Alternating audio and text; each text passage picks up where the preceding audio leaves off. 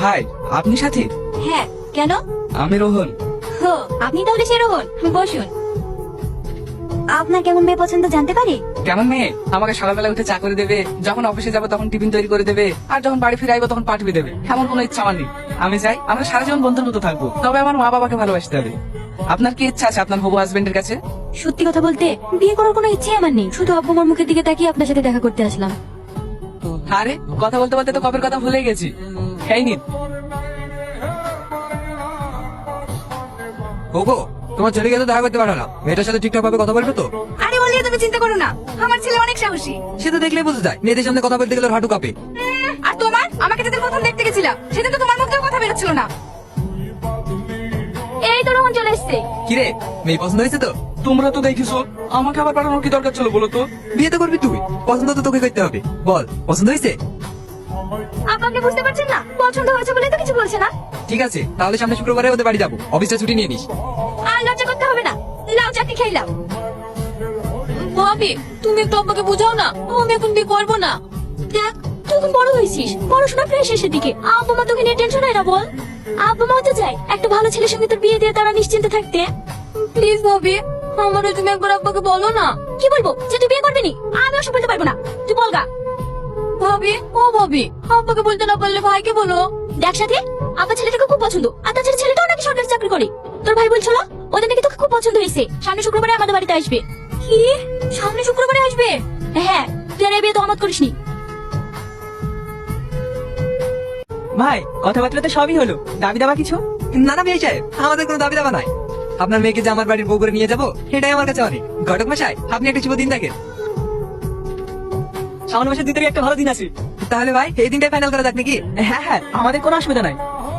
আব্বা, সাথী। কিছু বলবে? হ্যাঁ আব্বা, ওর ওর সাথে একটু কথা বলতে চাই। ঠিক আছে, তুমি ওদেরকে উপরের দিকে নিয়ে যাও। তোমরা এখানে গল্প করো, আমি নিচে গেলাম। আপনার ফ্যামিলি সবাই অনেক হাসি খুশি, তাই না? হ্যাঁ, আমি ছোট থেকেই দেখে আসছি, আমাদের ফ্যামিলিটা অনেক হাসি খুশি। আব্বা মাকে না নিয়ে খেতেই বসে না। সত্যি, আপনার ফ্যামিলিটা অনেক সুন্দর। বলুন, কি বলার জন্য রাখলেন? আমাকে আপনার ভালো লাগে? হঠাৎ এই প্রশ্ন? না মানে, আমাদের বিয়েটা তো অনেক তাড়াতাড়ি হয়ে যাচ্ছে, আমাকে যদি আপনার পছন্দ না হয় তাহলে আপনি বাড়িতে জানিয়ে দিতে পারেন। না না, পছন্দ হবে না কেন? আমি যেদিন তোমার সঙ্গে প্রথম দেখা করতে গিয়েছিলাম সেই দিন আমি তোমাকে আমার করে নিয়েছি। আমি কিন্তু বিয়ের পরে বাড়ির ভেতরে থাকতে পারবো না, এখন যেভাবে বন্ধুদের সাথে ঘুরি, আড্ডা দিই, বিয়ের পরে এভাবে থাকতে চাই। আপনার কোনো আপত্তি নেই তো?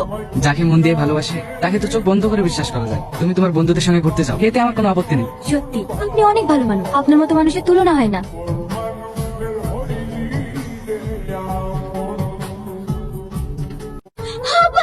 সাথীকে কোথাও খুঁজে পাওয়া যাচ্ছে না। কি বলছো বৌমা? খুঁজে পাওয়া যাচ্ছে না মানে? ভালো করে দেখো গা, বাড়িতে কোথাও আছে? না আব্বা, আমি বাড়ির সব জায়গায় তন্ন তন্ন করে খুঁজে দেখেছি, সাথী কোথাও নাই। ও আবার কোথায় গেল? একটু আগে তো করা ছিল। মা, এটা আন্টির রুমে ছিল। আব্বা, তুমি আমাকে ক্ষমা করে দিও, তোমার পছন্দের ছেলেকে আমি বিয়ে করতে পারবো না। এই বিয়েতে আমার কোনো মত ছিল না, তাই আমি পালিয়ে আসতে বাধ্য হয়েছি।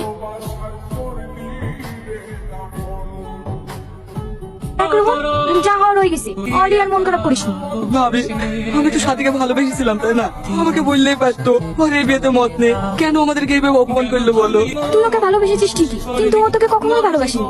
এই পৃথিবীটা অনেক বড়, একটা মেয়ে কিছু তো কি হয়েছে, মেয়ের কি অভাব নাকি? ওর থেকে ভালো মেয়ের সঙ্গে তোর বিয়ে দেবো। না ভাবি, আমি আর কোনোদিনও বিয়ে করবো না। কি পাগলের মতন বকছিস? একটা মেয়ের জন্য তুই কোনোদিনও বিয়ে করবি না? তোর ভাইকে বলেছি তোর জন্য ভালো একটা মেয়ে দেখতে। তুমি কেন বুঝতে পারছো না ভাবি? আমি আর বিয়ে করবো না, আমি সাথীকে অনেক ভালোবেসে ফেলেছি। জীবন কোনোদিন কারোর জন্য থেমে থাকে না, তুই আর আমত করিস না।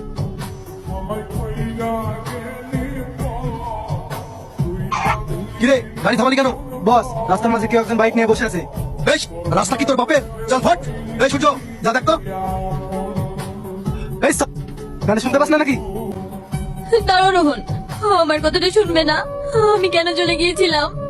আমি জানি তুমি আমাকে অনেক ভালোবাসো, কাউকে ভালোবেসে না পাওয়াটা যে কতটা কঠিন সেটা আমি আজকে বুঝতে পারছি। আমিও একটা ছেলেকে ভালোবাসতাম, কিন্তু আমার সাথে বিশ্বাসঘাতকতা করেছে। চলো। একটু থামো। কেন? গাড়ি আসছে। গাড়ি আসছে মানে? এই তো গাড়ি। একটু থামো, সব জানতে পারবা। এরা কারা? আমার গায়ে হাত দিতে কেন? আরে হাত দেবে না, এদের কাছে আমি তোমাকে বিক্রি করে দিয়েছি। বিক্রি করে দিয়েছো মানে? তুমি না আমাকে ভালোবাসো? হ্যাঁ, কিসের ভালোবাসা? ভালোবাসা বলে পৃথিবীতে কিছু আছে?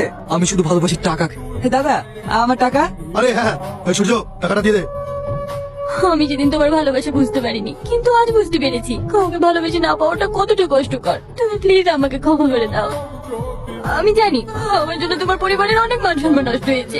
আমি তোমার ভালোবাসা বুঝতে পারিনি। তোমার পবিত্র মনে এই পাপিকে একটু জায়গা দাও।